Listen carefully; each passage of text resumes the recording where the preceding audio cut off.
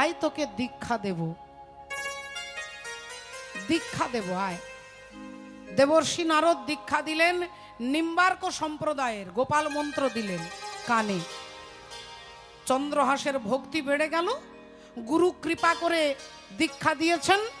বললেন, হ্যাঁ রে বাবা, তুই যে কৃষ্ণ, তোর মা কৃষ্ণ, তোর বাবা কৃষ্ণের সেবা করবি? চন্দ্রহাস বললেন, গুরুজি আমার তো ঘর নেই, চাল নেই, চুলো নেই, মন্দির নেই, সিংহাসন নেই, আমি ঠাকুরের সেবা করব, ঠাকুর পাবো কোথায়? বললেন, ঠাকুর তোর সাথেই আছে। ওই যে কাঁচের গুলিগুলো খেলিস না, ওই কাঁচের গুলি, ওই গুলির মধ্যেই ঠাকুর আছে। বললেন, ওগুলো তো গুলি, আমি রাস্তায় ছুঁড়ে ছুঁড়ে খেলি। বলে, ওর মধ্যে ওগুলো নিয়ে আয়। ঝোলা থেকে কাঁচের গুলি বার করতে ওর মধ্যে একটা ছোট্ট কালো পাথর, আর কালো পাথরটা নিয়ে নারদ মুনি বলছেন এটা হচ্ছে শালগ্রাম শিলা। এই শালগ্রাম শিলা তোর সাথে সাথেই থাকে। তা তুই এই শালগ্রাম শিলার সেবা করবি না? গুরুজি আমি রাখবো কোথায়, কি সেবা দেব? বাতাসা দেব না সন্দেশ দেব? নিজেই খাওয়ার জোটে না প্রতিদিন, কি সেবা দেব? বলে, যা খাবি এনাকে দেখিয়ে খাবি, আর যা পান করবি এনাকে ধুয়ে পান করবি। দিখাকে খাও আর ধোকে পাও, শালগ্রাম শিলার নিয়ম। ধোকে পাও, ধুয়ে নিয়ে চরণামৃত পান করো, আর দিখাকে খাও, দেখিয়ে সেবা করো, শালগ্রাম শিলা সেবা হয়ে যাবে। নারদ মুনি বললেন, তাহলে এত সোজা নিয়ম, তুই যা খাবি তখন এনাকে দেখিয়ে খাবি, আর যা পান করবি এনাকে ধুয়ে তারপরে পান করবি। বললেন, গুরুদেব তাহলে ঠিক আছে, মন্দিরের দরকার নেই, সিংহাসনেরও দরকার নেই। শালগ্রাম শিলাকে নিয়ে চন্দ্রহাস কি করলেন, ওগো মুখের মধ্যে প্রবেশ করালো।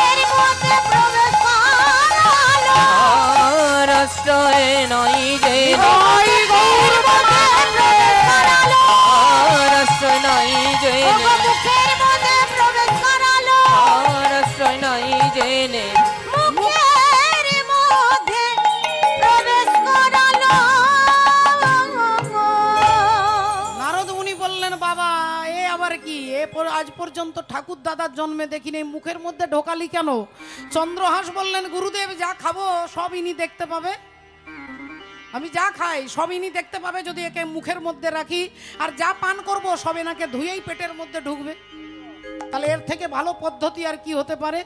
দেবর্ষি নারদ বললেন, জয় হো ভগবান, তোমার ভক্তের লীলা অপূর্ব, দেখো কত বড় বুদ্ধিমান, মুখের মধ্যে রেখে দিয়েছি, যা খাবো সব ইনি দেখতে পাবে, আর যা পান করব, তখন তো আর চা কফি ছিল না মা, জল খাবো সব এনাকে ধুয়েই পেটের মধ্যে ঢুকবে, দুধ খাবো এনাকে ধুয়েই পেটের মধ্যে ঢুকবে। নারদ মুনি আশীর্বাদ করে দিয়ে চলে গেলেন। চন্দ্রহাসে শুরু হয়ে গেল ভগবত সেবা। যখনই তার সেবা করার ইচ্ছে হয়, মুখ থেকে বার করে ধুয়ে একটু পুজো করে নেয়, একটু পাশে রেখে নাম শোনায়, আবার যখনই কোথাও যেতে হয় গালের মধ্যে পুরে দেয়। ভক্তমণ্ডলী ভক্তিমতী মায়েরা দেখতে দেখতে 9 বছর বয়স হয়ে গেল। রাজা এদিকে মন্ত্রী ধৃষ্টদ্যুম্ন, তিনি চিন্তা করছে ছেলেটা বড় হয়ে যাচ্ছে, আমার শত্রু দেখতে দেখতে বড় হচ্ছে, তাহলে এর তো একটা ব্যবস্থা করতে হবে। কি করা যায়?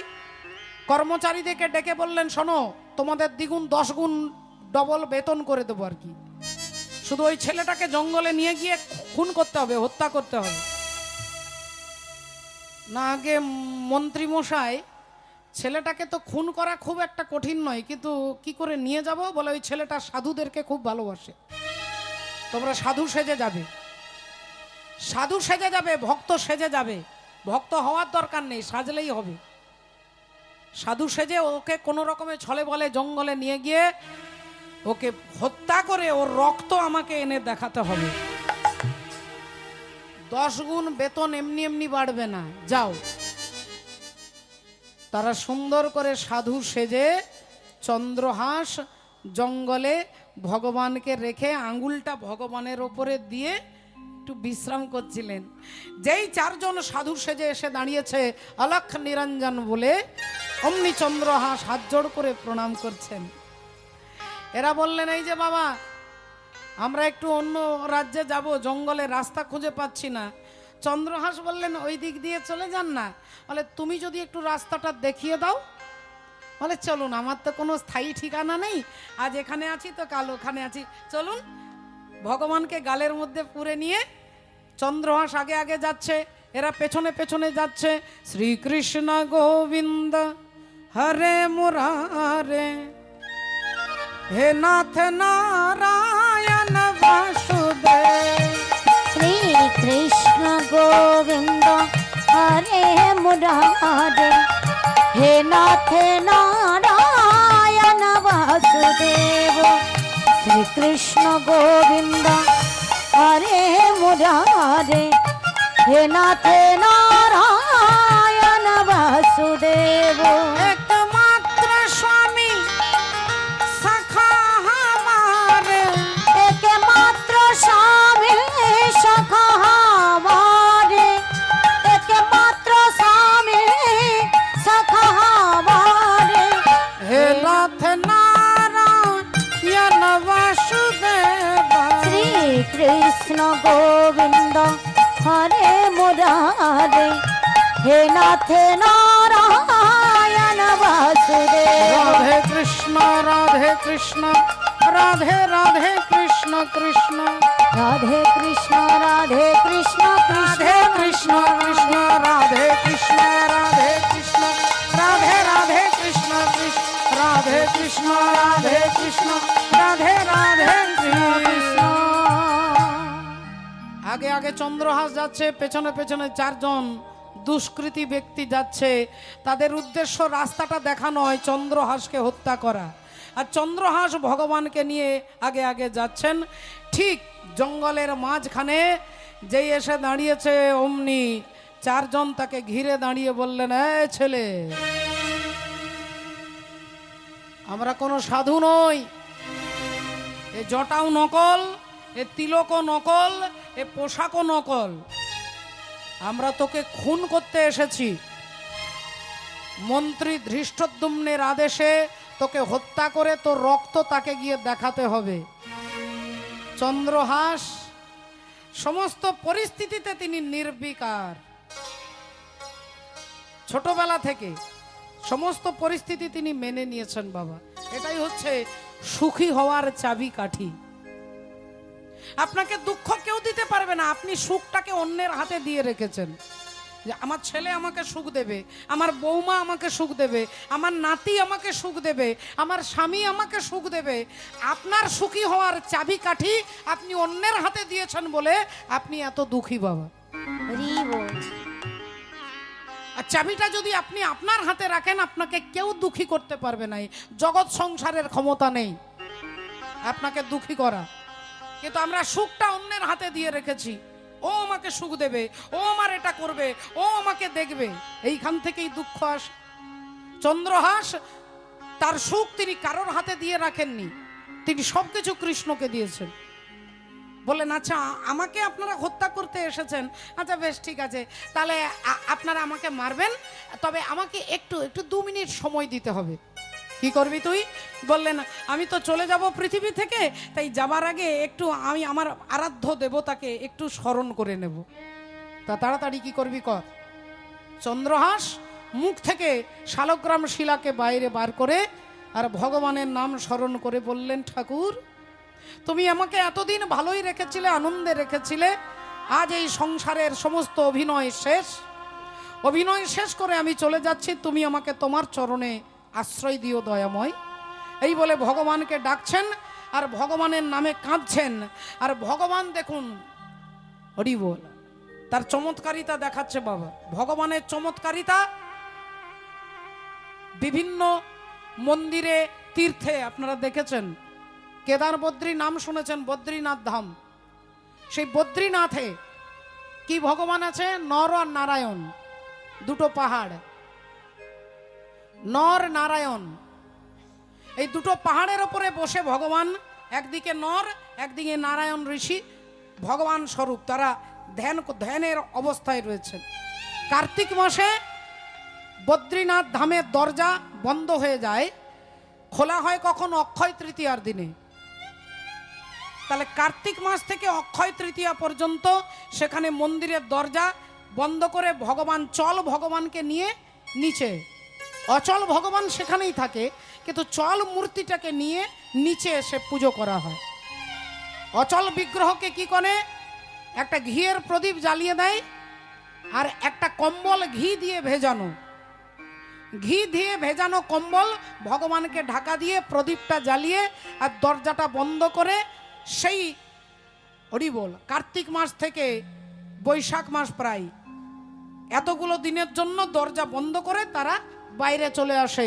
যখন অক্ষয় তৃতীয়ার দিনে দরজা খোলা হয় তখন রাস্তাটা বরফে ঢেকে যায়, বরফ কাটতে হয়, মেশিনের দ্বারা বরফ কেটে কেটে কেটে কেটে রাস্তা তৈরি করে মন্দিরের দরজা খুলে দেখবেন ওই 6 মাস ওই ঘিয়ের প্রদীপ তখনও পর্যন্ত জ্বলে। আর ঘি ভেজানো কম্বল এত বরফে চতুর্দিক ঢেকে গেলেও সেই ঘিটা কিন্তু তখনও গোলা অবস্থায় থাকে।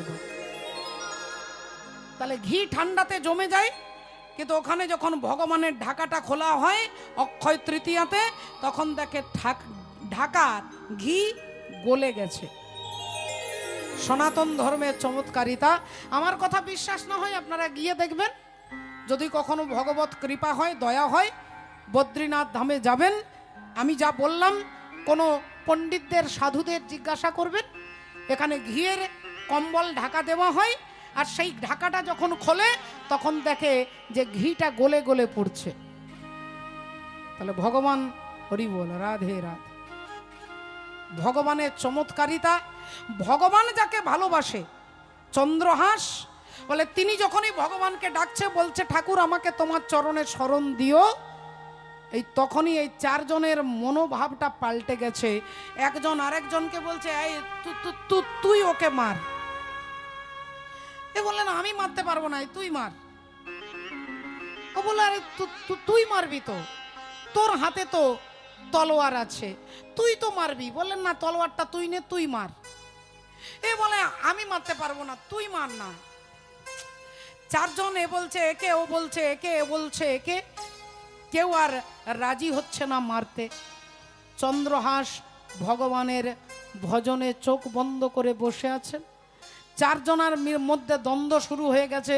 ও বলছে আমি মারতে পারবো না, আমার দ্বারা হবে না, ওর মুখটা দেখলে আমার মনটা কিরকম যেন হয়ে যাচ্ছে। ও বলছে ওর চোখগুলো দেখলে আমি সব ভুলে যাচ্ছি। এ বলছে ওর নাকটা দেখলে আমার মনে হচ্ছে যেন আমার ছেলে বসে আছে, আমি মারতে পারবো না। বলল, তাহলে হ্যাঁ রে, আমরা তো মারতে এসেছি, একে তো মারতেই পারছি না, তা মন্ত্রী আমাদের চাকরি নষ্ট করে দেবে, সংসার রসাতলে চলে যাবে, তাহলে কি করা যায়? একজন বলল, এক কাজ কর, এই ছেলেটাকে আমরা মারবো না। চন্দ্রহাসকে বলছে, বাবা চন্দ্রহাস, তোমার পায়ের আঙ্গুলে সবার 5টা আঙ্গুল থাকে, তোমার 6টা আঙ্গুল আছে, আমরা দেখতে পাচ্ছি। ওই 6 নাম্বার আঙ্গুলটা কেটে আমরা ধৃষ্ট বুদ্ধিকে না দেখালে আমাদের চাকরি থাকবে না বাবা। তাই তুমি একটু কষ্ট সহ্য করো, তোমার ছুরি দিয়ে আমি আঙ্গুলটা কেটে নিয়ে গিয়ে তাকে না দেখালে আমাদের সর্বনাশ হয়ে যাবে। চন্দ্রহাস বললেন, যা তার ইচ্ছে। তিনি চোখ বন্ধ করে ভগবানকে ডাকতে লাগলেন আর তার আঙ্গুলটা কেটে নিয়ে 4 জন চলে গেলেন, ধৃষ্ট বুদ্ধিকে দেখালেন। ধৃষ্ট বুদ্ধি ভাবছে আমার রাস্তা পরিষ্কার, আমার রাস্তা পরিষ্কার হয়ে গেছে, আর আমার কোনো চিন্তা নেই। চিন্তা নাই। গালব ঋষি যা বলেছে, আমার ছেলে মেয়ের ভাগ্য আমি পরিবর্তন করে দিয়েছি। এত সোজা নয়, ভাগ্য পরিবর্তন করে দিয়েছি, পথের কাঁটা সরিয়ে ফেলেছি। আর এদিকে চন্দ্রহাস তিনি হাঁটতে হাঁটতে চলতে চলতে এলেন কোথায় না চন্দ্রাবতী রাজ্যে। এক রাজ্য থেকে আরেক রাজ্যে জঙ্গলের মধ্যে বসে ভগবানের নাম স্মরণ করছে। আর চন্দ্রাবতী রাজ্যের রাজা অশোক নন্দ, তাদের কোনো ছেলে মেয়ে নেই, সন্তান আদি নেই। ভক্তমণ্ডলী ভক্তিমতী মায়েরা তারা এসেছেন জঙ্গলের রাস্তা দিয়ে, স্বামী স্ত্রী যাচ্ছে গুরুদেবের আশ্রমে। যেই চন্দ্রহাসকে দেখতে পেয়েছে বললেন, আরে এই জঙ্গলের মধ্যে এত সুন্দর ছেলে, এই বাবা এদিকে আয়, এদিকে আয় বাবা, এদিকে আয়। কি নাম রে তোর? তোর বাবাকে, তোর মাকে, তোর বাড়ি কোথায়? সঙ্গে সঙ্গে তিনি বলছেন, কৃষ্ণ আমার মাতা পিতা, কৃষ্ণ আমার সার। কৃষ্ণ আমার মাতা পিতা, কৃষ্ণ আমার সার। কৃষ্ণ আমার মাতা পিতা,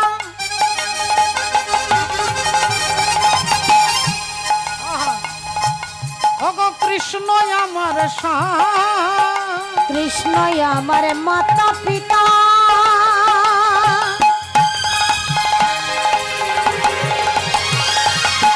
কৃষ্ণ আমার সার।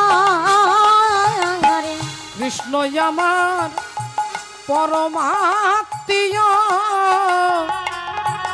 আমি কৃষ্ণের চরণ সার। ওগো কৃষ্ণ আমার পরমাত্মীয়, কৃষ্ণের চরণ সার। কৃষ্ণ আমার পরমাত্মীয়, কৃষ্ণ আমার আমি সার। তাকে ছাড়া আমি জানি না, তাকে ছাড়া আমি জানি না, তাকে ছাড়া আমি জানি না, তাকে ছাড়া আমি জানি না। সেই আমার মাতা পিতা, তাকে ছাড়া আমি জানি ওগো না। সেই আমার মাতা পিতা, তাকে ছাড়া আমি জানি না। সেই আমার মাতা, ওগো নিতাই তাকে গৌর ছাড়া আমি জানি না।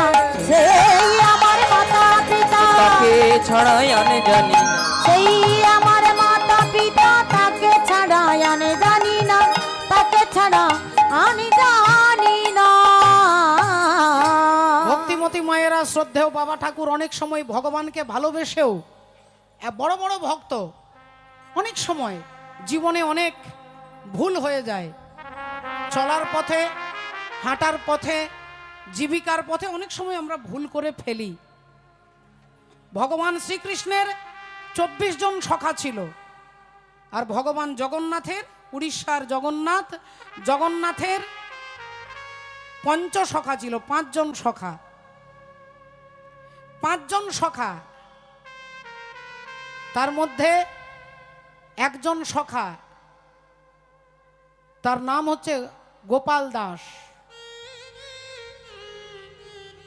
হরি বল। অনন্ত দাস। আরে অনন্ত দাস তিনি জগন্নাথকে বীণা বাজিয়ে শোনাতেন, বীণা বাজিয়ে শোনাতেন। ভগবান জগন্নাথ ছাড়া আর কিছু জানে না, বীণা বাজানোই তার কাজ। ভগবান যাকে সখা রূপে গ্রহণ করেছেন, চিন্তা করে দেখুন, তিনি তার চরিত্র কিরকম হবে, নির্মল হবে, কিরকম সহজ সরল হবে। কিন্তু জীবনে ঘটে গেল কি না, সেইখানে একজন দাসী নর্তকী, তিনি নৃত্য করতে জগন্নাথের কাছে নৃত্য করত, ইনি বীণা বাজাতো। দেখতে দেখতে দুজনের মধ্যে একটা সম্পর্ক স্থাপন হয়ে যায়। জগন্নাথের সখা আমাদেরকে শিক্ষা দেওয়ার জন্য বাবা মহাপুরুষদের চরিত্র অন্য দৃষ্টিতে দেখতে নেই, দেখতে হবে যে আমাদেরকে শিক্ষা দেওয়ার জন্য তারা অভিনয় করছে। এখন সেই নর্তকীর সঙ্গে সম্পর্ক স্থাপন হয়ে যায়, আলাপ পরিচয়, দেখতে দেখতে প্রেমে পরিণত হয়ে যায়। আর সেই ভক্ত তিনি সেই নর্তকীর বাড়ি পর্যন্ত চলে যায়। সেখানে গিয়ে সারা রাত্রি গান বাজনা সমস্ত কিছু আনন্দ সব দেখতে দেখতে একদিন, দুদিন, 3 দিন থেকে যেতেন। এখন এক ঘটনাচক্রে এভাবে চলতে চলতে বছরের পর বছর, এবার আগামীকাল জগন্নাথের রথযাত্রা, রথ টানা হবে। তা জগন্নাথের রথ টানা হবে, এদিকে ইনি আছেন সেই নর্তকীর ঘরে। নর্তকীর ঘরে সারা রাত্রি গান বাজনা করে সকালবেলায় ঘুম থেকে উঠেছেন, দেখছে ঘরে ঘরে গোবর দিয়ে মাড়ুলি দেওয়া হয়েছে, আলপনা আঁকা হয়েছে, কদলী বৃক্ষ স্থাপন করা হয়েছে, প্রদীপ জ্বলছে, শঙ্খ বাজছে। তা অনন্ত দাস বললেন, কি ব্যাপার, ঘরে ঘরে এরকম সবার ঘরে শঙ্খ বাজছে, সবার ঘরে আলপনা দেওয়া আছে, ব্যাপারটা কি? নর্তকী বললেন, ও মা, আপনি জানেন না আজকে জগন্নাথের রথযাত্রা? যেই বলেছে রথযাত্রা, রথ টানা হবে, জগন্নাথের রথ, সঙ্গে সঙ্গে যে কাপড় পরেছিল, স্নান না করে, দাঁত না মেজে, মুখ না ধুয়ে, যেই শুনেছে জগন্নাথের রথ, সব কিছু ফেলে দিয়ে সোজা ছুটতে ছুটতে আর জগন্নাথের রথের ওপরে গিয়ে বসেছেন। যেই জগন্নাথের রথে বসেছেন, বড় বড় পান্ডা, বড় বড় যারা পূজারী, তারা লাঠি দিয়ে মারতে মারতে তাকে তাড়িয়ে দিয়ে হলে, দূর হ, স্নান করেনি বেটা, বেটা এসে জগন্নাথের রথে চেপে গেছে। আর ইনি সখ্য ভাব, ভগবানকে জানে আমার বন্ধু, তাহলে বন্ধুর কাছে আসবো, স্নান করে আসবো, এমনটা তো তার ভাব নয়। এমন মেরেছে যে তিনি অজ্ঞান হয়ে পড়ে গেছে। কিছুক্ষণ পরে জ্ঞান ফিরতেই তিনি হাঁটতে হাঁটতে হাঁটতে সমুদ্রের তীরে এসে ভাবছে, ভালোই হলো, অন্যায় তো আমি করেছি, অন্যায় তো আমি করেছি, অপরাধ তো করেছি, তাই যমদণ্ডের হাত থেকে বাঁচাতে গিয়ে আমি ব্রাহ্মণের হাতে মার খেয়েছি, সাধুর হাতে মার খেয়েছি, ভক্তের হাতে লাঞ্ছনা খেয়েছি। যমের হাত থেকে তো রেহাই পাওয়ার জন্যই আমার জগন্নাথ আমাকে ভক্তকে দিয়ে শাসন করিয়েছে। যাক, যা হবার হয়ে গেছে, আমাকে তো ওনার কাছে যেতে দিচ্ছে না, তাই সমুদ্রের তীরে বালির ওপরে 3টে রথ তৈরি করেছে বাবা। 3টে রথ তৈরি করেছে, জগন্নাথ, বলরাম, সুভদ্রা। আর বালির রথ তৈরি করে ভগবানকে ডাকছে, নীলাচল ধাম যাইমু পারুনি, এইঠি করুচি দণ্ডবত, হে জগন্নাথ, হে জগন্নাথ, হে জগন্নাথ, হে জগন্নাথ।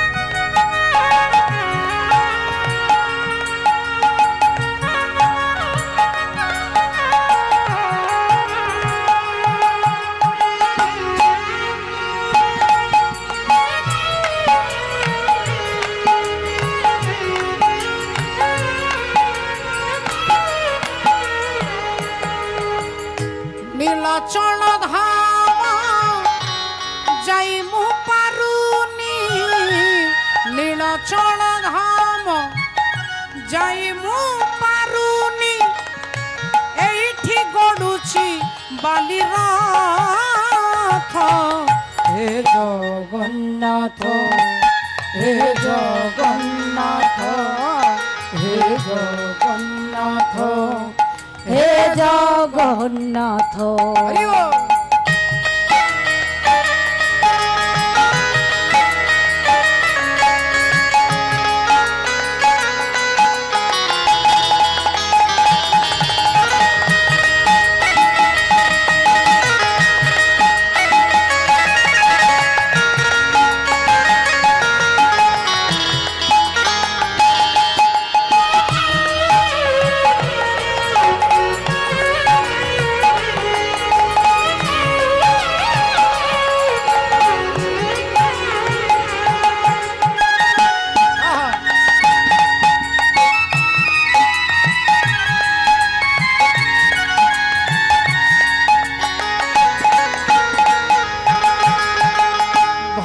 ছন্দা ছন্দি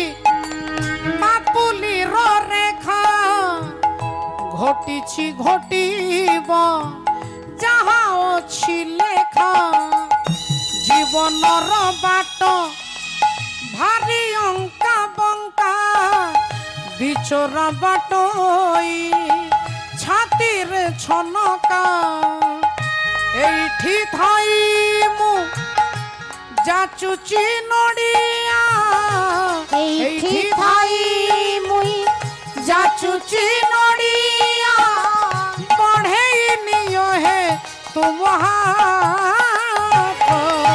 হে জগন্নাথ হে জগন্নাথ হে জগন্নাথ হে জগন্নাথ হে জগন্নাথ হে জগন্নাথ হে জগন্নাথ হে জগন্নাথ। বালির সুন্দর করে রথ তৈরি করে জগন্নাথ বলরাম সুভদ্রা দেবীকে কেঁদে কেঁদে ডাকছে। আর ভগবান আজকে ওইখানে রথ ছেড়ে নন্দী ঘোষ রথ ছেড়ে ভগবান সোজা এসে বালির রথে এসে বসেছেন। বালির রথে বসেছেন জগন্নাথ বলরাম সুভদ্রা। এখন বালির রথটা টানলে আর চলবে না বাবা। বালির রথকে তো আপনি যা কিছু দিয়ে টানুন সে তো আর চলবে না। এখন ভগবান এসে বসে গেছে। আর এখানে জগন্নাথের রথ, পুরী ধামের রথ 1 ইঞ্চি নড়ছে না। বড় বড় হাতি দিয়ে টানা হচ্ছে, রথ 1 চুল নড়ছে না। বারবার চেষ্টা করছে, রথকে 1 চুল নড়াতে পারছে না। এবার পুরীর বড় বড় পান্ডা জগন্নাথের নাম করে চিৎকার করে কাঁদছে, ঠাকুর কি অনর্থ হয়ে গেল।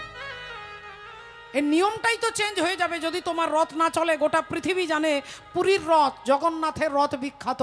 আর সেই রথ যদি না চলে তাহলে নিয়মটাই তো পরিবর্তন হয়ে যাবে। জগন্নাথ তুমি দয়া করো, কি এমন অপরাধ হলো? ভগবান বললেন আমি এই রথের মধ্যেই নেই। আকাশবাণী করে বলছেন এই রথে আমি নেই। আমরা 3 জন আছি এখন কোথায় না, যেখানে অনন্ত দাস সমুদ্রের তীরে 3টে রথ, বালির রথ তৈরি করেছে, আমরা 3 জন সেখানেই অধিষ্ঠিত রয়েছে। বললেন তাহলে কি করে আপনি এখানে আসবেন? বলে আমার ভক্তকে হাত জোড় করে পালকিতে বসিয়ে যদি নিয়ে আসো। পালকিতে বসিয়ে নিয়ে আসবে শ্মশান মানে। আমার ভক্ত যখন এসে আমার কাছে দাঁড়াবে তখন এই রথ চলবে, তার আগে চলবে না। যারা মেরেছিল লাঠি দিয়ে তারা কাঁদতে কাঁদতে যাচ্ছে। সারা জীবন রথের দড়ি টেনেছি, জগন্নাথের সেবা করেছি। সেই জগন্নাথ কোনোদিন আমাদেরকে এই অধিকার দেয়নি। আর আজকে এই হাত দিয়ে তোমাকে আমরা প্রহার করেছি, অপমান করেছি। তুমি আমাদের ক্ষমা করো বাবা, তুমি ফিরে চলো।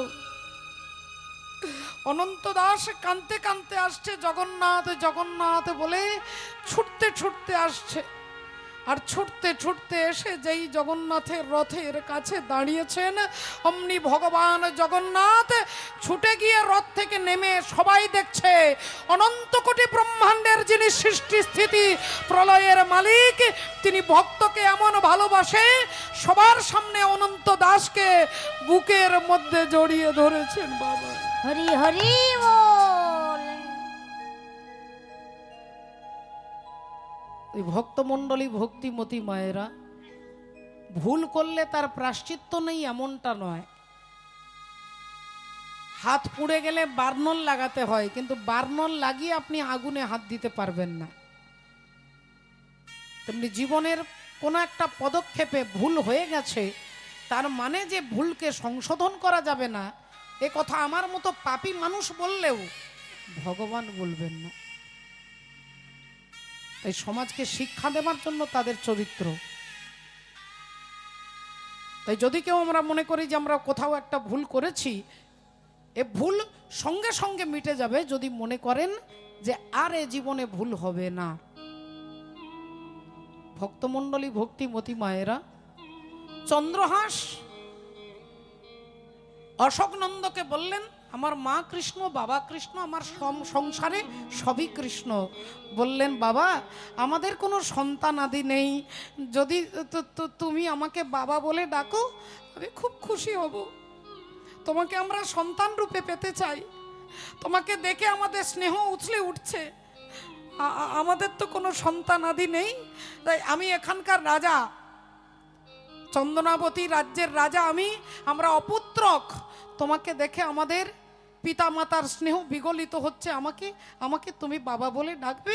চন্দ্রহাস বললেন, দেখুন আমার জীবনে বাবা শুধু কৃষ্ণ, মা শুধু কৃষ্ণ, আর ওই কৃষ্ণই যদি আপনার ভেতরে আছেন পরমাত্মা রূপে, আপনাকে বাবা বলতে আমার বিন্দুমাত্র দ্বিধা নেই। রাজা নিয়ে গেলেন, যজ্ঞ করে যথা বিধিমত যা করানে করে ধর্মপত্র পুত্র রূপে স্বীকার করলেন চন্দ্রহাসকে।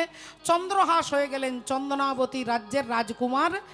রাজা রানীর কি আনন্দ, এতদিন সন্তান ছিল না, সন্তানকে পেয়েছে। যেমন করে যত খুশি যত আদর দিয়ে ছেলেকে ভালোবাসে। ছেলে বলেছে, দেখুন আপনি আমার বাবা, আপনি আমার মা, কিন্তু যিনি আমার জগৎপতি তিনি আমার আসল পিতামাতা, তাই তার জন্য একটা মন্দির করে দিতে হবে। রাজামশাই মন্দির নির্মাণ করে দিয়েছেন। চন্দ্রহাস মনের আনন্দে সেখানে ভগবানের ভজন সাধন করে, আর তার জীবনে কোনো বাধা বিপত্তি নেই। তিনি ভাবলেন আমি ভগবানকে নিয়েই থাকবো, কিন্তু দেখুন পরিস্থিতি সেখানেও তাকে ছাড়লেন না। আপনারা জন্ম থেকেই তার জীবনের পরিস্থিতি শুনছেন, তিনি কোনো সময়ে একটু ক্ষণের জন্য সুখী হতে পারেননি। দেখুন এদিকে চন্দ্রাবতী রাজ্যের রাজকুমার হয়েছেন চন্দ্রহাস, আর এদিকে কুন্তলপুরের রাজা রাজা ত্রিলোচন, তিনি বললেন ধৃষ্ট বুদ্ধিকে বলছেন, আচ্ছা মহামন্ত্রী, এ রাজ্যের সমস্ত ছোট ছোট রাজারা আমাকে ট্যাক্স দিয়ে যাচ্ছে, চন্দনাবতী রাজ্যের রাজা কয়েক বছর হয়ে গেল এখনো পর্যন্ত ট্যাক্স দিচ্ছে না, তা তুমি যাও তো ওই রাজার কাছে গিয়ে সুদ সমেত 5 বছরের ট্যাক্স আদায় করে নিয়ে আসবে, আর যদি দিতে না পারে রাজাকে দড়ি দিয়ে বেঁধে নিয়ে আসবে।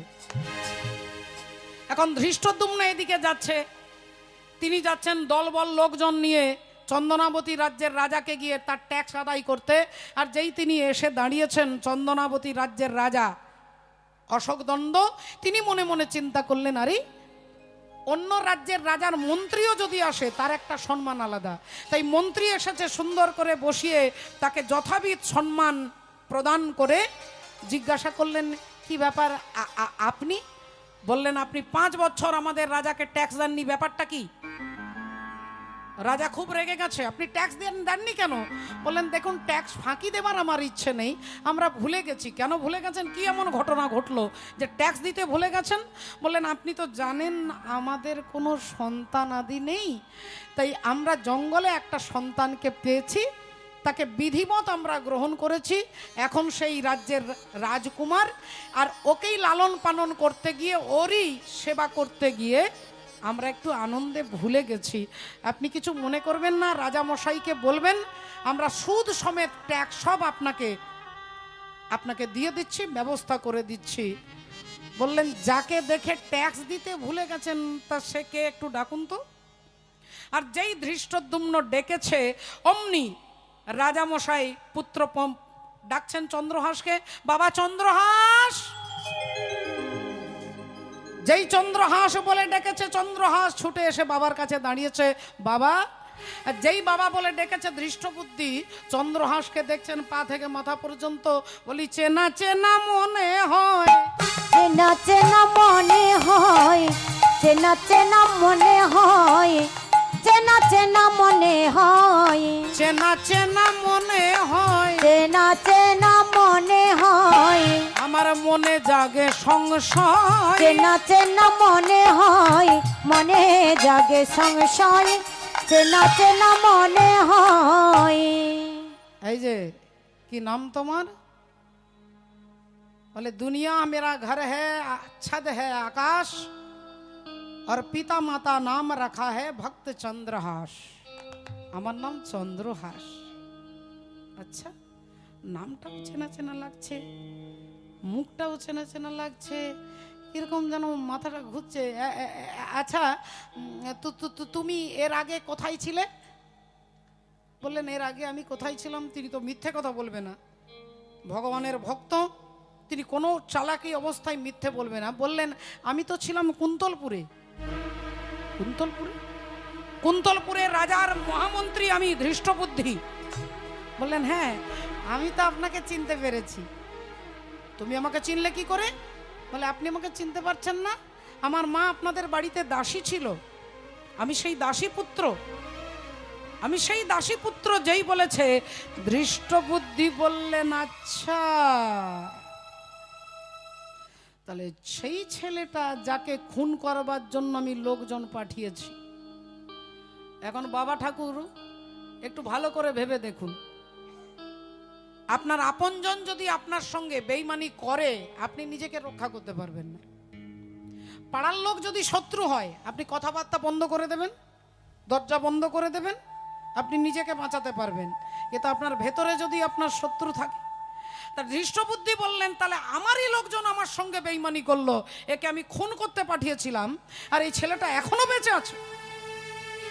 এ তো না, গালব ঋষি বলেছে এই ছেলেটা নাকি আমার জামাই হবে, একে তো আমার জামাই, আমি তো আমার দাসী পুত্রকে জামাই রূপে স্বীকার করবই না।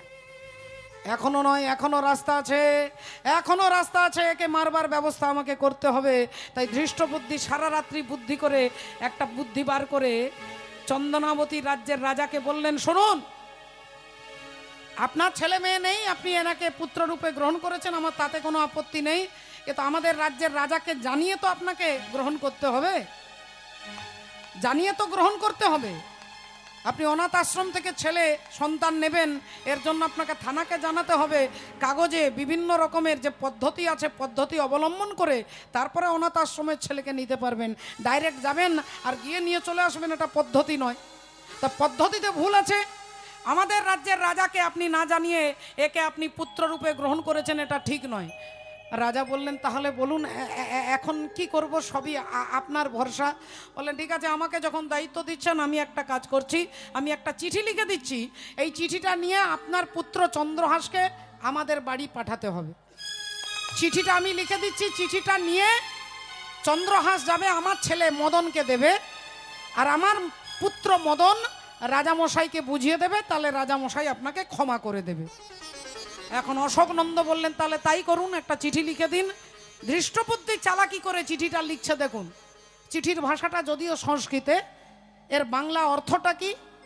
বাংলা অর্থটা লিখছে, পুত্র মদনকে লিখছে যে মদন, আমি তোমার পিতা ধৃষ্টবুদ্ধি, এই যে ছেলেটা যে পত্রবাহক যে চিঠিটা নিয়ে যাচ্ছে সে হচ্ছে তোমার মানে মদনের শত্রু, মদনের শত্রু। কারণ এর ভাগ্যে লেখা আছে কুন্তলপুরের রাজা হবে, আর মন্ত্রী ভেবেছে যে রাজার তো কোনো ছেলে মেয়ে নেই, তাই আমি আমার ছেলেকে রাজা করব, এটা ভেবে রেখেছি। তাহলে এই ছেলেটা তোমার শত্রু, তা এই ছেলেটাকে আমি যাওয়ার অপেক্ষা করবে না, আমার কোনো পথ দেখবে না, আমার কোনো মতামতের দরকার নেই, আমি চিঠিতে যা লিখে দিচ্ছি সেটাই সত্য। আমি যাবার আগে এই ছেলেটাকে তুমি বিষ দিয়ে দেবে। বিষয়াসময়ী প্রদায়তম মানে বিষ দিয়ে দেবে। বিষয়াসময়ী প্রদায়তম বলে ধৃষ্টবুদ্ধি নিচে নিজের নামটা লিখে চিঠিটাকে চিট দিয়ে আটকে দিয়ে বললেন এই চিঠিটা নিয়ে যাও চন্দ্রহাস, আমি আমার ছেলেকে গিয়ে দেবে, আমার ছেলে ব্যবস্থা করে দেবে। এখন চন্দ্রহাস সহজ সরল ভগবানকে মুখের মধ্যে নিয়ে চলেছেন, আজকে পাগড়ির ভেতরে চিঠিটাকে নিয়েছে, বড় একটা পাগড়ি বেঁধেছে, তার ভেতরে চিঠিটা নিয়ে চন্দ্রহাস যাচ্ছেন ভগবানের নাম স্মরণ করতে করতে। বৃন্দাবন যাऊंगी সখী, বৃন্দাবন যাऊंगी, বৃন্দাবন যাऊंगी सखी, বৃন্দাবন যাऊंगी। ओ मेरे उठे ओ मेरे उठे विरह की तीर सखी, वृंदावन जाऊंगी। मेरे उठे विरह की तीर सखी, वृंदावन जाऊंगी। मेरे उठे विरह की तीर सखी, वृंदावन जाऊंगी। वृंदावन जाऊंगी सखी, वृंदावन जाऊंगी। वृंदावन जाऊंगी सखी, वृंदावन जाऊंगी।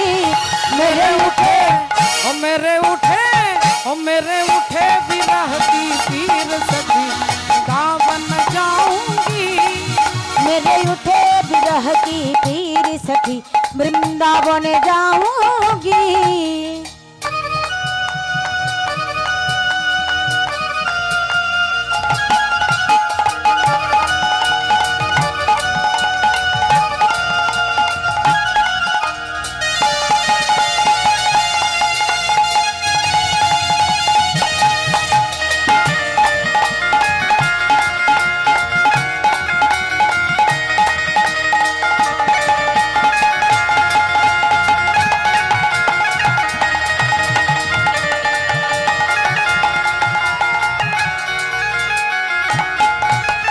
छोड़ दिया सब भोजन पानी तेरी विरह में। छोड़ दिया मैंने भोजन पानी तेरी विरह में। छोड़ दिया मैंने भोजन पानी तेरी विरह में।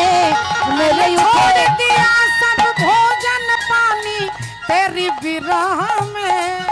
आहा छोड़ दिया मैंने भोजन पानी तेरी विरह में। और मेरे उठे विरह की पीर सखी दावन जाऊंगी। मेरे उठे विरह की पीर सखी वृंदावन जाऊंगी। मेरे उठे विरह की पीर सखी वृंदावन जाऊंगी।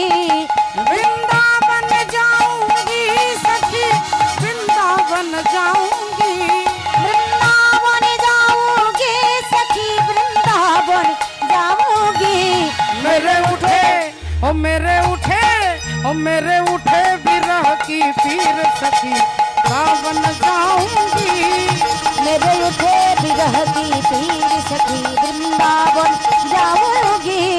बोलो राधे राधे राधे राधे राधे राधे राधे राधे राधे राधे राधे राधे वृंदावन में राधे राधे गोवर्धन में राधे राधे गुलमान गली में राधे राधे दान गली में राधे राधे केसी घट में राधे राधे बंसी वट में राधे राधे जावड़ तट में राधे राधे ओ श्यामा प्यारी राधे राधे ओ राज दुलारी राधे राधे हमारी प्यारी राधे राधे अरे सबकी प्यारी राधे राधे ओ न्यारी न्यारी राधे राधे ओ राधे राधे राधे राधे राधे राधे राधे राधे मेरे उठे विरह की पीर सखी दावन जाऊं। मेरे उठे विरह की पीर सखी वृंदावन जाऊंगी। मेरे उठे विरह की पीर सखी वृंदावन जाऊंगी। वृंदावन जाऊंगी। वृंदावन जाऊंगी। वृंदावन जाऊंगी। চিঠিটাকে পাগড়ির ভেতরে নিয়ে ভগবানের নাম করতে করতে চন্দ্রহাস ঘোড়ার পিঠে চেপে চন্দনাবতী রাজ্য থেকে আসছে কুন্তলপুরে। কুন্তলপুর জায়গাটা হরিবোল, উত্তর ভারত, আপনারা জানেন, হস্তিনাপুরের কাছাকাছি আর কি। তা এখন চিঠি নিয়ে আসতে আসতে আসতে গোটা রাত্রি হাঁটতে হাঁটতে ভোরবেলায় কুন্তলপুরে পৌঁছে গেছেন চন্দ্রহাস। এখন ভোরবেলায় এমন একটা টাইমে পৌঁছেছে যে সময় কেউ ঘুম থেকে ওঠেননি, সবাই বাড়িতে বাড়িতে ঘুমোচ্ছেন। চন্দ্রহাস ভাবলেন এমন একটা সময়ে এসে পৌঁছালাম, এখন তো মন্ত্রী ধৃষ্টদ্যুম্নের পুত্র তো ঘুম থেকে উঠবে না, তাহলে এক কাজ করি, এই গাছের তলায় এই বাগানের মধ্যে একটু অপেক্ষা করি, যখনই সূর্যের আলোর প্রকাশ হবে আমি নিয়ে গিয়ে চিঠিটা দেব। চিঠিটা তিনি খোলেননি, চিঠি তিনি দেখাননি, মাথায় নিয়ে গাছের তলায় বসে সারা রাত্রি এসেছেন ঘোড়াতে চেপে, তাই গাছের হেলান দিয়ে তিনি একটু ঘুমিয়ে পড়েছেন। এখন ঘুমিয়ে পড়েছেন, ভোর হয়ে গেছে। ধৃষ্টবুদ্ধির কন্যা বিষয়া তার বান্ধবীদের সঙ্গে ফুল তুলতে এসেছেন। ফুল কিছু তোলা হয়েছে, কিছু বাকি আছে। একটু এগিয়ে গিয়ে দেখছে গাছের তলায় এক অপূর্ব সুন্দর রাজপুত্র চোখ বন্ধ করে ঘুমিয়ে আছে। এখন বিষয়া দেখে পা থেকে মাথা পর্যন্ত দেখে ভাবছে, আরে যেন মনে হচ্ছে ভোরবেলায় চাঁদের প্রকাশ হয়েছে, এত সুন্দর দেখতে এই বাগানের মধ্যে, ইনি কে কে হতে পারে ইনি?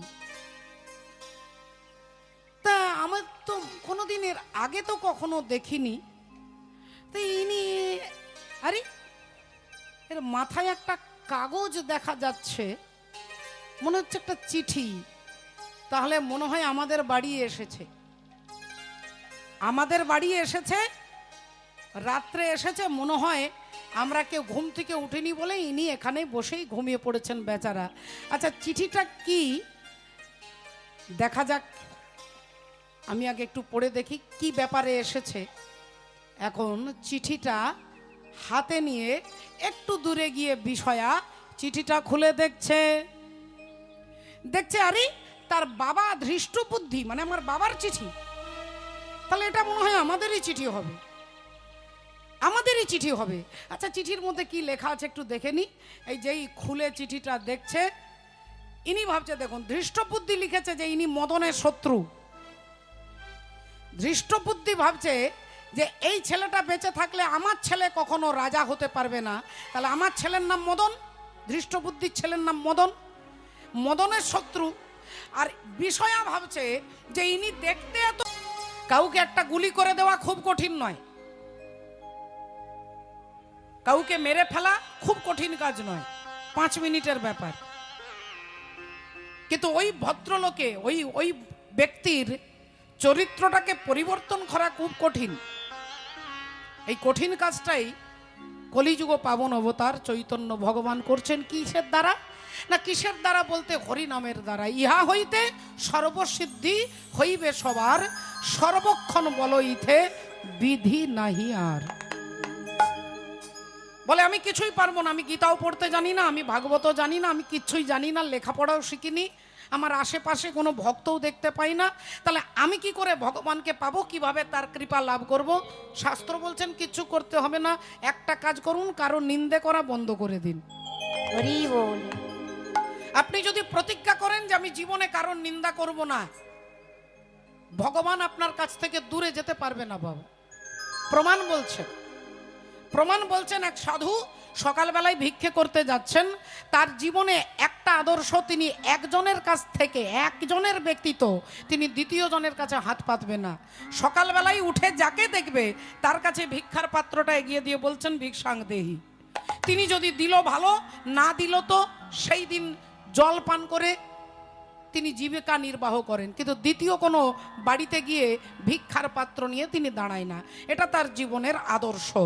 একজন ব্যতীত দুজনের কাছে তিনি হাত পাতবে না। একদিন সৌভাগ্যক্রমে সাধু রাস্তা দিয়ে আসছে, সেই রাস্তা দিয়ে এক রাজা যাচ্ছেন। রাজাকে দেখে সাধু পাত্রটা এগিয়ে দিয়ে বলছেন ভিক্ষাং দেহি।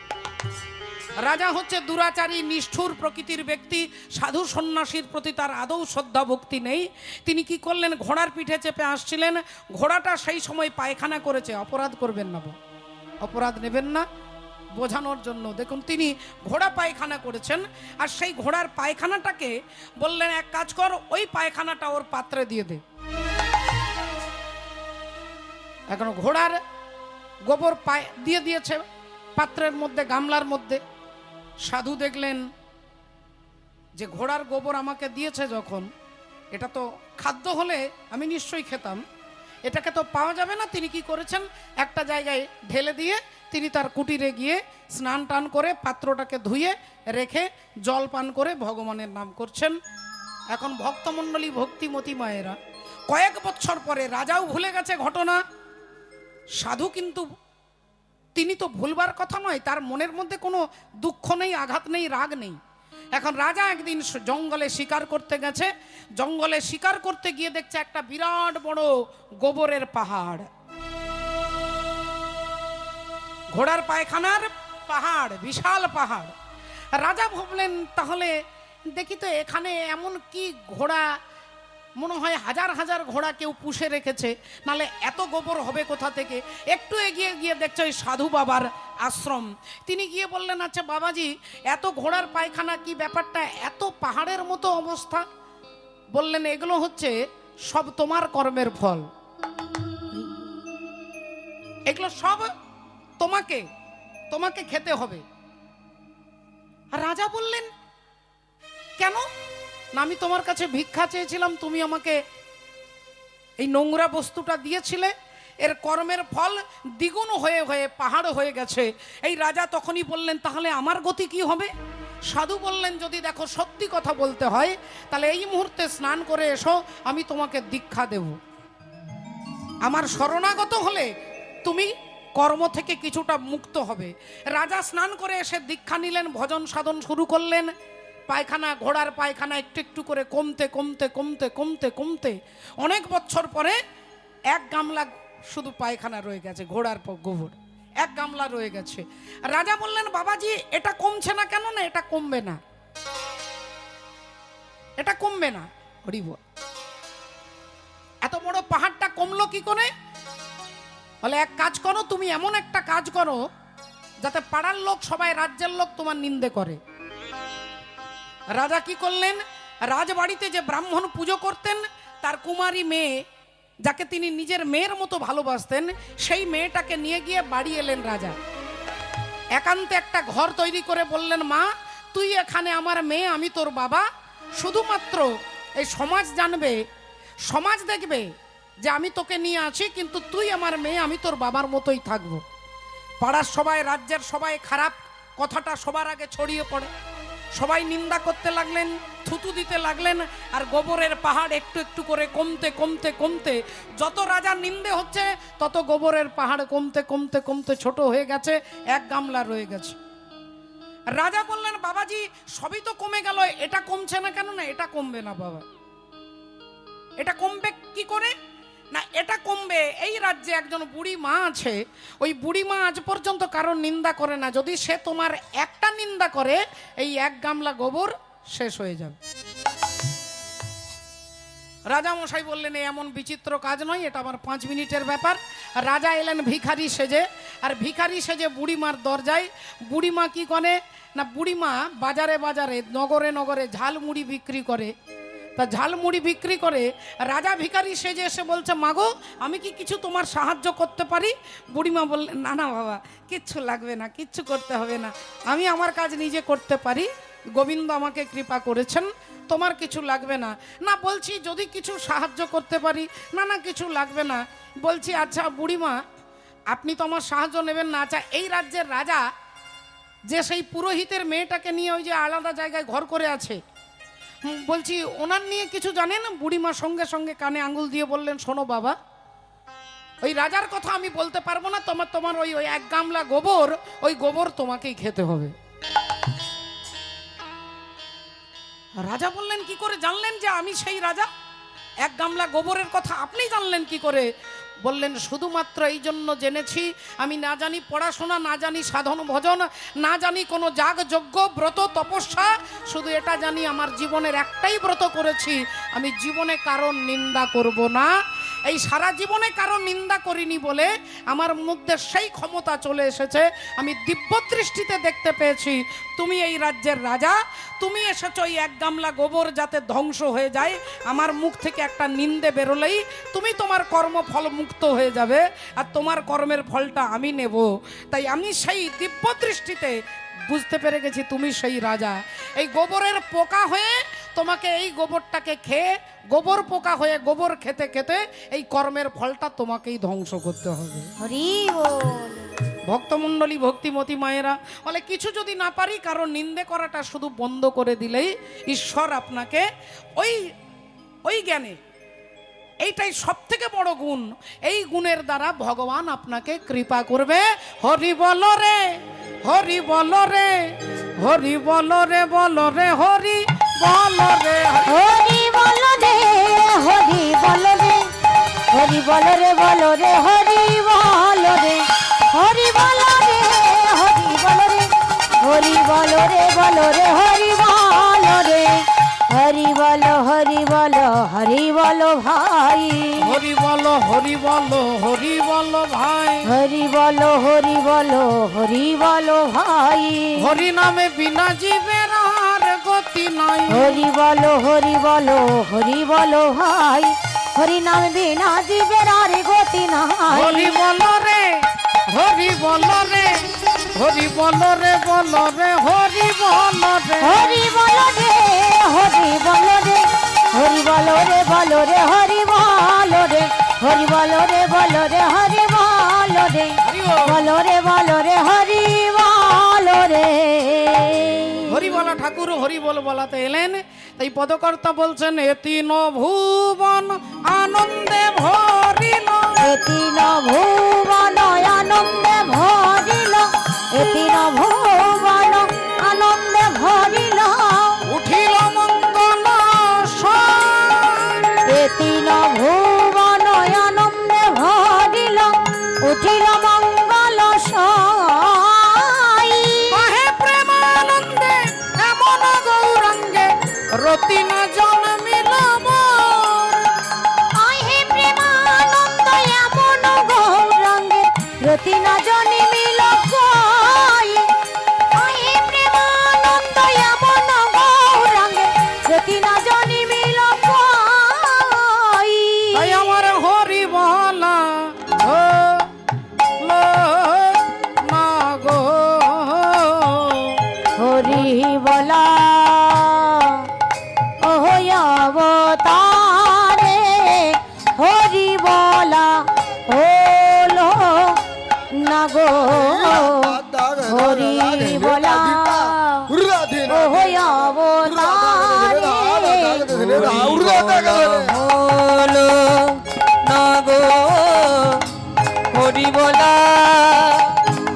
অবতারে হরি বলা হলো না গো হরি বলা ওহ অবতারে হরি বলা হলো না গো হরি বলা অবতারে হরি বলা হলো না গো হরি বলা ওহ অবতারে হরি বলা হলো না গো হরি বলা অবতারে হরি বলা হলো না গো হরি বলা অবতারে হরি বলা হলো না গো হরি বলা অবতার হরি বলা হলো না গো হরি বলা অবতারে হরি বলা হলো না গো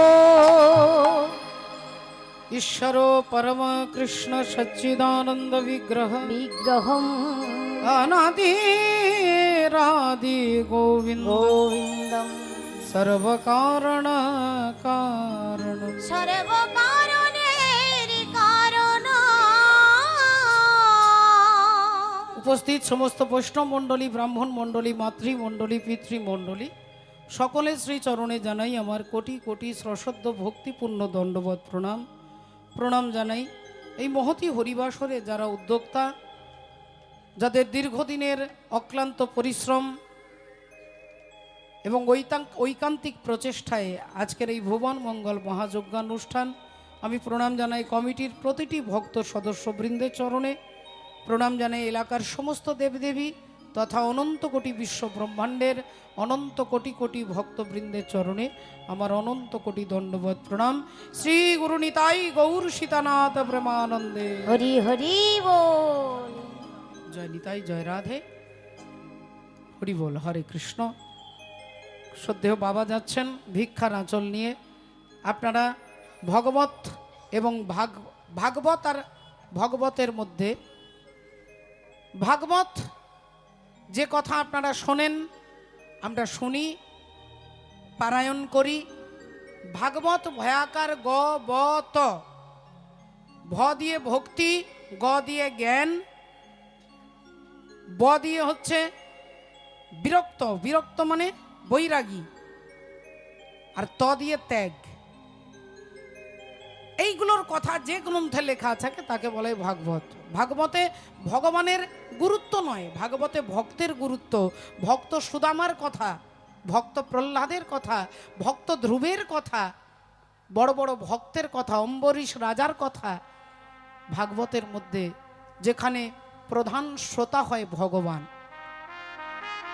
সেই ভগবানের সেবা ভক্তের সেবার জন্য ইনি যাচ্ছেন ভিক্ষার পাত্র নিয়ে আপনারা যতটুকু পারবেন ভিক্ষার পাত্রে তুলে দিয়ে হরি বল আপনি আপনার কর্তব্য ভগবত চরণে পুষ্পাঞ্জলি দেবেন জয় নিতাই জয় রাধে নিতাই গৌর প্রেমানন্দ হরি হরি আমরা একটু ভজনের মধ্য দিয়ে ভজন রাজ্যে প্রবেশ করব হরি বল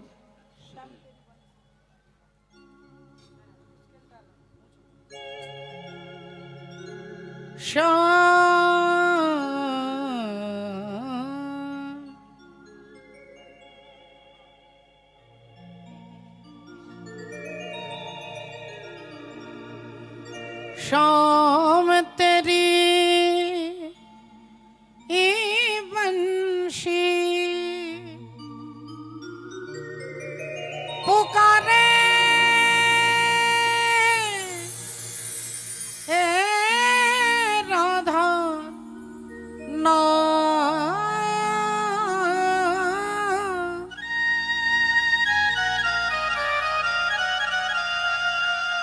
शाम तेरी बंशी पुकारे राधा ना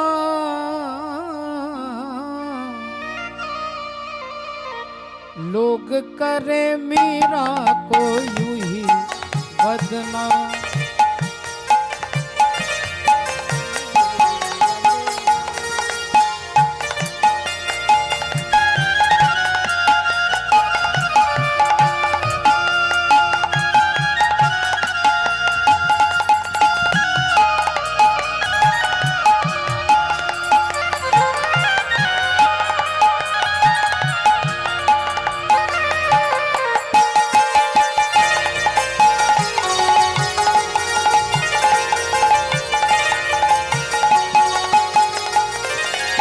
सावरे की बंसी को बजने से काम सावरे की बंसी को बजने से काम राधा का भी शाम वो तो मीरा का भी शाम राधा का भी शाम वो तो मीरा का भी शाम तेरी बंसी कन्हैया तेरी बंसी पुकारे राधा नाम लोग करे मीरा को यूं ही बदनाम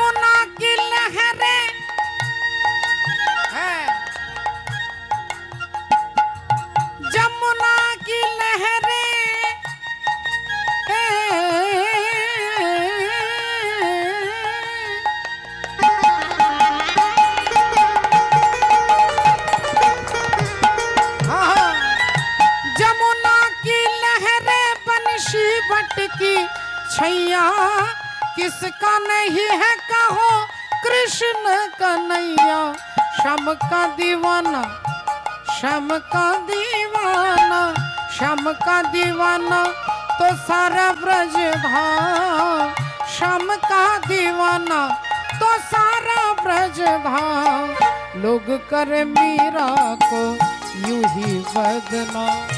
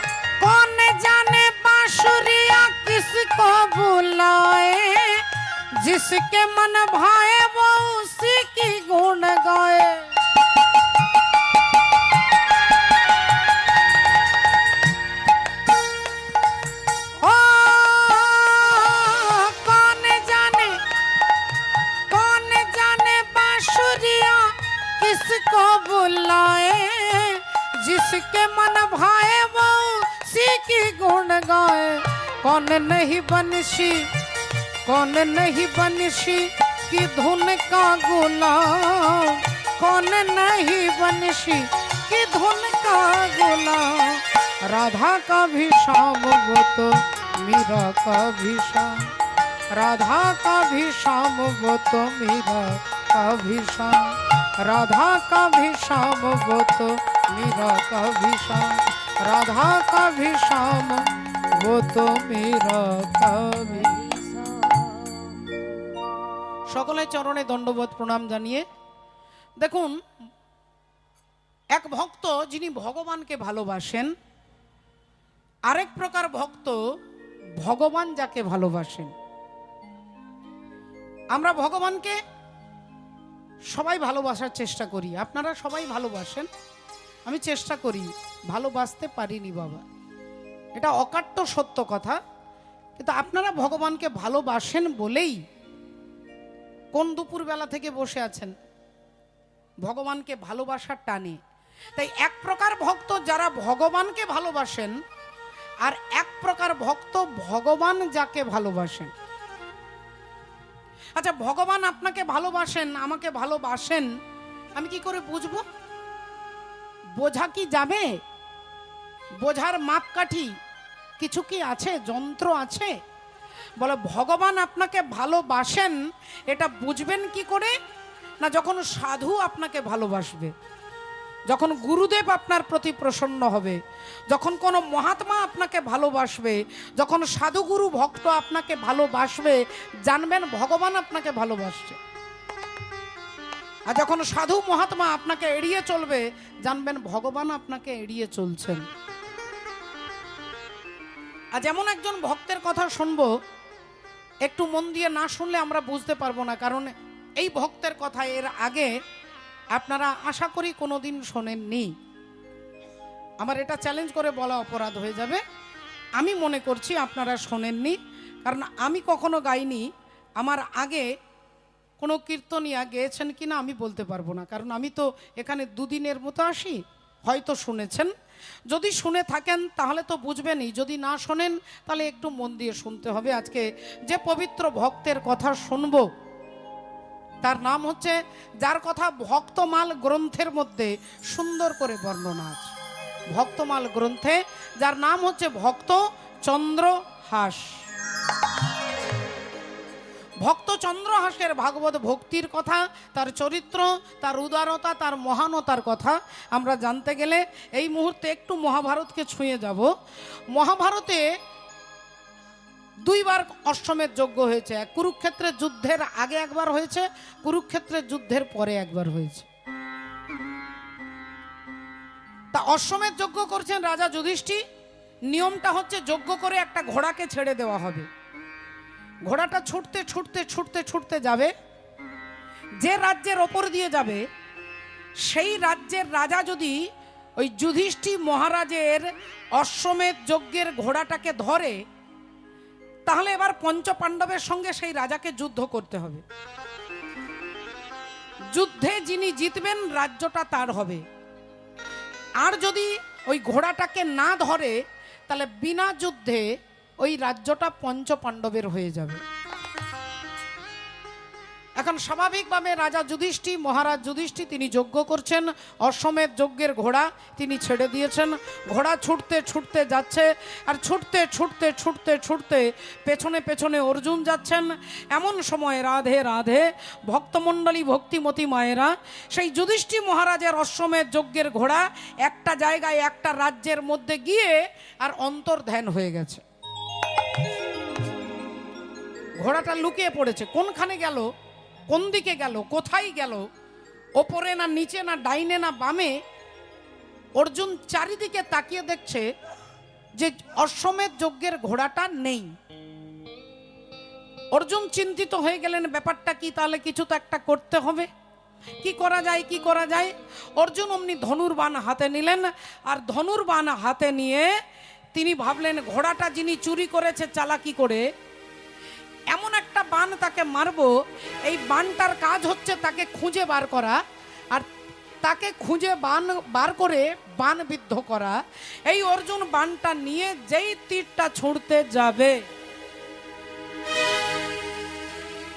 যেই ছুঁড়তে যাবে অর্জুন সেই বানের কাজ হচ্ছে ঘোড়াটা যিনি চুরি করেছেন, যিনি অন্তর্ধান করেছেন, চালাকি করে হোক কিংবা শক্তি দিয়ে হোক, যেভাবে হোক তাকে খুঁজে বার করবে, তাকে বান মারবে। এই জন্য অর্জুন তীরটা ছুঁড়তে যাবে, আর যেই ছুঁড়তে যাবে অমনি কি হলো, ওগো ব্রহ্মার মানস পুত্র দেবর্ষি নাম ধরে, ব্রহ্মার মানস পুত্র দেবর্ষি নাম ধরে, ওগো ব্রহ্মার মানস পুত্র দেবশ্রীর নামে ধরে, ব্রহ্মার মানস পুত্র দেবশ্রীর নামে ধরে। আরে দেবর্ষি তিনি কি করছেন, দেবর্ষি নারদ, দেবর্ষি এসে দাঁড়ালো অর্জুনের তৎপরে, দেবশ্রী এসে দাঁড়ালো অর্জুনের মুখে সম্মুখে, দেবর্ষি এসে দাঁড়ালো অর্জুনের সম্মুখে। অর্জুনের সামনে এসে দেবর্ষি নারদ অমনি হাতটা ধরেছে। আরে আরে আরে আরে কি করছো অর্জুন, তুমি কি করছো? কাকে মারবার জন্য বাণ নিক্ষেপ করছো? কাকে মারবে? অর্জুন বললেন, দেখুন এটা আমাদের ব্যাপার, আমি আশা করব আপনি এই ব্যাপারে নাক না গলালেই ভালো। কারণ এই অশ্বমেধ যজ্ঞের ঘোড়া আমার দাদা ছেড়েছে, আর এই গ্রামে এই রাজ্যে এসে ঘোড়াটা কে হঠাৎ করে চুরি করে নিল, তাই তাকে খুঁজে বার করে আমার বাণ তাকে বিদ্ধ করবে, তার জন্য তীরটা ছুঁড়তে যাচ্ছি। অমনি আপনি হাতটা এসে ধরলেন, তা ব্যাপারটা কি? দেবর্ষি নারদ বললেন, বাবা অর্জুন, যাকে তুমি বাণ মারতে যাচ্ছ সে কিন্তু শত্রু নয়, তোমার ঘোড়াটা অন্য উদ্দেশ্যে চুরি করেননি, তিনি অন্য কোনো উদ্দেশ্যে, রাজ্য পাওয়ার লোভে নয়, সিংহাসনের লোভে নয়, যিনি এই ঘোড়াটাকে চুরি করেছেন তিনি একজন পরম পবিত্র ধার্মিক ভক্ত রাজা।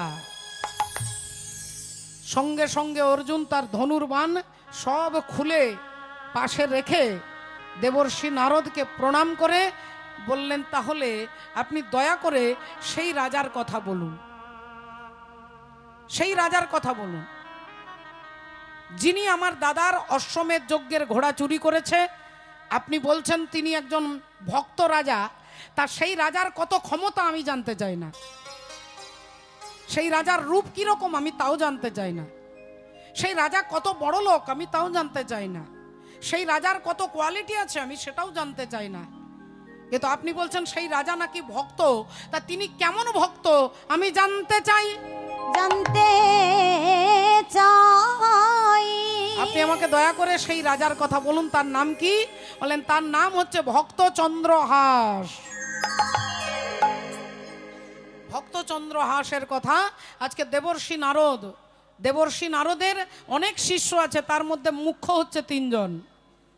এই মুখ্য 3 জন শিষ্যের মুখ থেকে গুরুর প্রশংসা আপনারা হামেশাই শুনতে পাবেন। শিষ্য গুরুর প্রশংসা করবে, এটা স্বাভাবিক, এটা স্বাভাবিক। আপনি যাকে জিজ্ঞাসা করুন শিষ্য তার গুরুর প্রশংসা করবে, কিন্তু গুরু শিষ্যের প্রশংসা করে, এটাই হচ্ছে সবথেকে বড় মর্যাদা।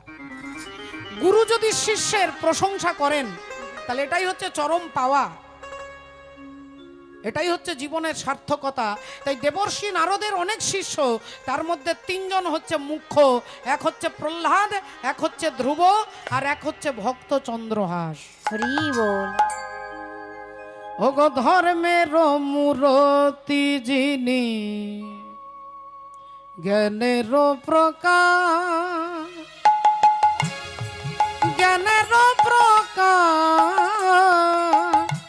জ্ঞানের প্রকাশ। ওগো ধর্মের মূরতি যিনি, জ্ঞানের প্রকাশ, জ্ঞানের প্রকাশ, জ্ঞানের প্রকাশ। ধর্মের মূরতি যিনি, জ্ঞানের প্রকাশ, জ্ঞানের প্রকাশ, জ্ঞানের প্রকাশ।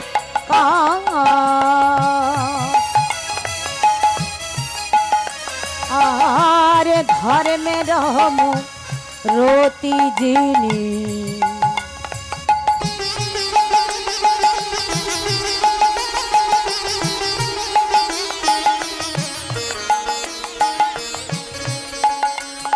আহা জ্ঞানের প্রকাশ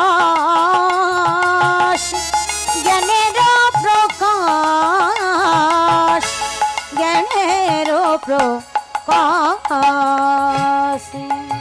ওমা ধর্মের মূরতি যিনি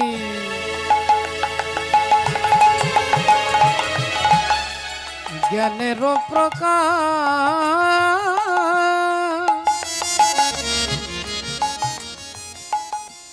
অগ জ্ঞানের প্রকাশ জ্ঞানের প্রকাশ ধর্মের মূরতি যিনি জ্ঞানের প্রকাশ জ্ঞানের প্রকাশ জ্ঞানের প্রকাশ রূপে গুণে এত সুন্দর দেখতে যে মদনকেও সমস্ত দেবতার মধ্যে সুন্দর দেবতা হচ্ছে মদন কামদেব কামদেবের থেকে যেন সুন্দর দেখতে অগ মদনের শত্রু যিনি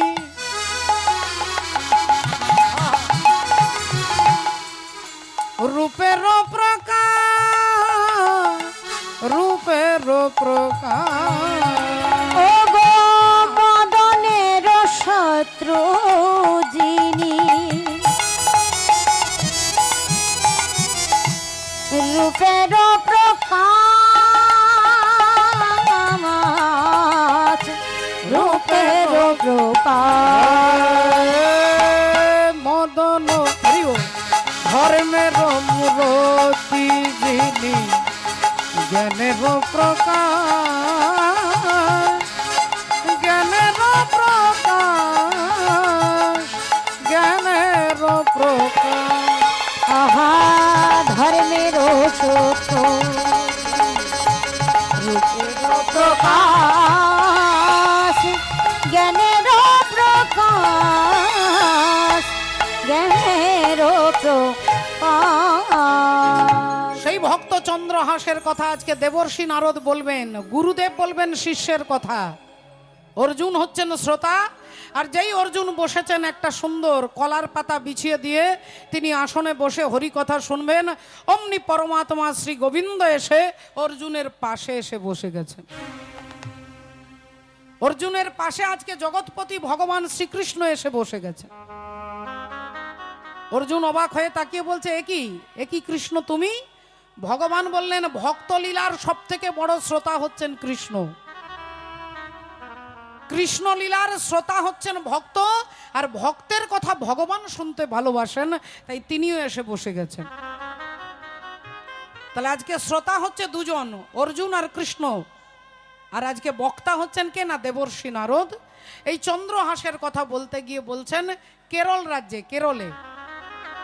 কেরালা যাকে বলে